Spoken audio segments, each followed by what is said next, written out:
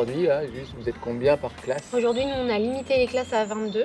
22. Donc on peut pas dépasser. Mais en fait, donc ça c'était les 2 premières années. Et à partir de cette année, on a maintenant un enseignant pour 12 élèves maximum. Voilà, on s'est rendu compte que même 22, c'était c'est trop. beaucoup. Ouais. Donc on a baissé et on est arrivé à un enseignant ou un éducateur pour 12 élèves maximum. Donc là ça devient vraiment chouette. Voilà, donc on est aussi un modèle qui crée au quotidien et voilà, on n'est pas... Enfin, en fait, on est toujours en création. C'est la 3e année, mais on est toujours en train d'évoluer, de s'améliorer, d'apprendre des autres, Est-ce etc. que s'améliorer, ça s'arrête un jour? Je pense pas. Mais non, et surtout quand on travaille avec l'humain. Oui, et pour changer le monde. S'adapter, on est toujours en phase d'adaptation. Voilà, exactement. 4, 5, 6, super. Ah, ça y est, notre cerveau, il est prêt à travailler. Qui peut me dire, en regardant le tableau, quelle a été la lettre qu'on a vue vendredi dernier? Oui, Annette? C'est la lettre qui fait le son. C'était créé en quelle année? Donc on a réussi à ouvrir, parce qu'après il y avait toute la partie, quel est le projet pédagogique, quel est le modèle économique, etc. Et après la partie, ici c'est difficile, Sudland, Côte Basque, de trouver un lieu. Parce que le foncier est très cher, etc. Donc ça nous a pris quand même du temps de trouver un lieu, mais grâce à une annonce sur les réseaux sociaux, un jour, on a trouvé ce lieu-là. Merci les réseaux sociaux. Exactement, qui était en train d'ouvrir et ils avaient des locaux en fait qui souhaitaient louer. Et nous, c'est vrai que quand on est arrivé ici, on s'est dit bon, on a plusieurs hectares de forêt, on a un espace énorme pour faire un potager en permaculture. Bon, bah c'est génial. Vous aviez déjà... C'est là, quoi. À cette époque-là, vous avez déjà pensé au projet pédagogique. Tout était ficelé. Déjà tourné, donc ça répondait déjà à votre projet. C'est pas vous qui arrivez là, tiens, on a ça, on va le faire. Non, on s'est dit, il nous faut de toute façon de la nature. On voulait à terme... mettre des poules, peut-être d'autres animaux, etc. Donc là, depuis l'année dernière, on a maintenant un poulailler. Et c'est vrai qu'on a visité pas mal de lieux, mais quand on a 100 mètres carrés de jardin, c'est juste pas possible pour les enfants. Enfin, nous, on rêvait vraiment d'autres choses. Et je repars sur ce que je disais tout à l'heure, sur les constats qu'on avait faits. C'était aussi le manque de nature dans les écoles publiques. Parfois, c'est sympa, il y a des arbres, il y a un espace vraiment, et parfois, c'est bitumé.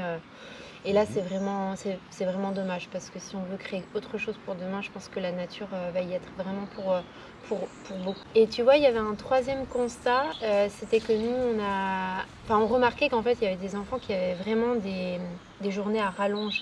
C'est-à-dire que de plus en plus d'enfants en mal-être qui avaient besoin donc, de voir des psychologues à côté de l'école, en dehors de l'école, d'aller chez l'orthophoniste, d'aller chez la psychomotricienne, etc. Et ce qui fait que les enfants arrivaient à 7h, ils repartaient à 5h, puis ensuite ils avaient psychomote, et les devoirs. Et en fait, à quel moment l'enfant joue, à quel moment l'enfant s'épanouit, apprend à se connaître, etc. On s'est dit non mais c'est juste pas possible, on peut pas enfermer les enfants dans cette vie-là. On s'est dit il faut créer déjà une école émancipatrice. Qu'est-ce qu'une école émancipatrice? C'est une école qui permet de découvrir tous ses talents, toutes les parts de soi, apprendre à se connaître. Enfin, nous, on dit qu'à Ose, on met l'écologie au cœur du projet, mais dans ses 3 dimensions, c'est-à-dire l'écologie intérieure. L'écologie intérieure, c'est quoi? C'est apprendre qui je suis, me connaître, savoir mes limites, savoir dire non à des moments, toutes ces choses que nous, aujourd'hui, on n'a pas forcément appris. C'est se connaître soi, ses émotions, prendre soin de soi pour prendre soin des autres et de son environnement. C'est vraiment ce cercle vertueux pour que ça marche, il faut prendre le temps. Donc on se donne le temps et puis vraiment profiter des compétences de chacun. Et donc ça, c'est l'écologie intérieure. Et ensuite, pour passer à l'écologie relationnelle, on vit ensemble, ça on n'a pas le choix. Mais comment bien vivre ensemble en fait? Et suite à ça, après on fait ce qu'on appelle les parrains-marraines. C'est-à-dire que les plus jeunes ont un parrain ou une marraine. Et, dans la classe supérieure. Dans la classe voilà, des plus grands. Ouais. Et ce moment-là permet justement de commencer à se connaître un petit peu, créer des liens. Et du coup, cette année, c'est la première année qu'on faisait ça. D'habitude, les permanents, on les fait un petit peu plus tôt dans l'année. Et souvent, voilà, les plus jeunes ne connaissent pas les plus grands, bon, ils savent pas trop. Et là, ça s'est fait très vite parce que chacun vraiment savait avec qui voulait être ou les plus grands qui voulaient aider aussi. Donc, c'est eux qui choisissent. Ouais. Alors comment ils choisissent? Alors on demande toujours aux plus jeunes. Ouais. Est-ce que tu as envie voilà, d'une personne en particulier? Et des fois, il y a des idées tout de suite. Pour les plus jeunes, c'est un petit peu plus compliqué, surtout les 3 ans. Voilà, ils n'identifient pas encore vraiment qui. Et quand il n'y a pas d'idée, on demande aux plus grands, est-ce que tu sais qui tu voudrais aider? Et du coup, on propose aux plus petits. Parfois, c'est non, mais ils sont pas OK. Donc, dans ce cas-là, il y a quelqu'un d'autre qui se propose. Ouais. Du coup, toute la semaine qui a suivi, le midi, on leur a demandé de manger un peu ensemble le parrain avec leur filleule. Et ça crée des belles liens, choses. L'entraide, la coopération. Vraiment. Tout ça, ça passe aussi par l'éducation. Et pour finir, pour boucler la boucle, c'est l'écologie environnementale. Si je prends soin de moi, je sais prendre soin des autres, je prends soin de mon collectif, alors je sais prendre soin de la terre. Et on pense vraiment que c'est un cercle vertueux et ça permettra au monde de se remettre à l'endroit en fait si on passe par là. Parce qu'aujourd'hui on dit oui mais le réchauffement climatique, il faut faire quelque chose et tout. Et comment voulez-vous que les gens prennent soin de la terre? Ils savent déjà pas prendre soin d'eux. Enfin, je veux dire, on mange mal, on est de plus en plus mal, on ne sait pas dire non, on n'a plus d'esprit critique. Enfin, je veux dire, on peut pas en fait passer de là à là. Il faut d'abord passer. Tout commence en soi. D'accord. Vraiment. Ok. Donc, et ça, c'est pas un travail qu'on fait à 50-60 ans. On peut le faire, mais enfin, si on commence petit. Il est tard déjà. Si on commence petit, nous on a des enfants ici, ils savent vraiment verbaliser leurs émotions. Ils disent voilà, je me sens comme ça, ils peuvent parler de leurs besoins, etc. Le matin, vous avez une petite météo des émotions. Voilà, non mais c'est ça, on fait beaucoup d'éducation émotionnelle, hein, donc apprendre à reconnaître ce qui se passe en nous, quels sont les signes, et puis quels sont les besoins en fait qui se cachent derrière une émotion désagréable ou agréable. Donc quand j'ai une émotion désagréable, c'est qu'il y a un besoin en moi qui n'est pas nourri. Donc, ça fait CNV ça.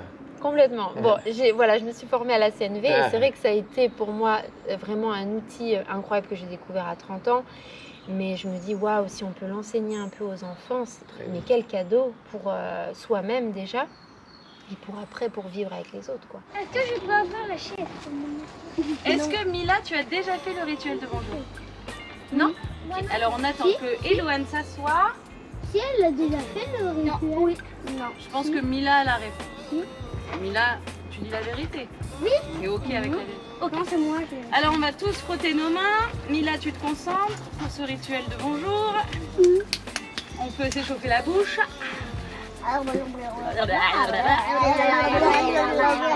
Ok. À toi Mila. Et mais tous ensemble. Encore un autre? Vas-y Mila, fais-le qu'on écoute bien. Ok, mais bonjour à tous. Ouais, votre projet pédagogique s'épanouit autour de ces 3 pôles, voilà. Quoi. Donc après, nous, on est sur une pédagogie qui n'est pas figée. En fait, on n'est pas une école Montessori ou on n'est pas juste une forest school. C'est juste qu'on est allé voir un petit peu ce qui était intéressant un peu partout. Et on y a mis aussi de notre pédagogie et ce qui fait que ça fait un joyeux mélange de plein de choses. Les enfants passent du temps en forêt, mais pas que. Ils sont aussi en classe.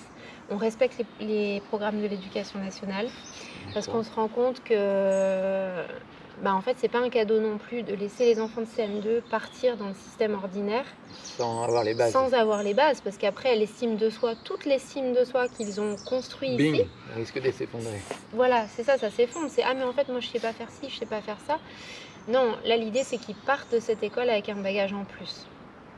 Donc, les fondamentaux de l'éducation nationale, oui, mais chacun a son rythme, pas de pression, on n'a pas de notes, on n'a pas de devoirs. L'idée, c'est que l'école soit un lieu de joie, quoi. Donc, rendre les apprentissages joyeux. Et l'enfant est vraiment acteur de ses apprentissages. Bonsoir, on a des champignons. C'est vrai? Attention, attention à toi. Voilà, tout ça. Ouais.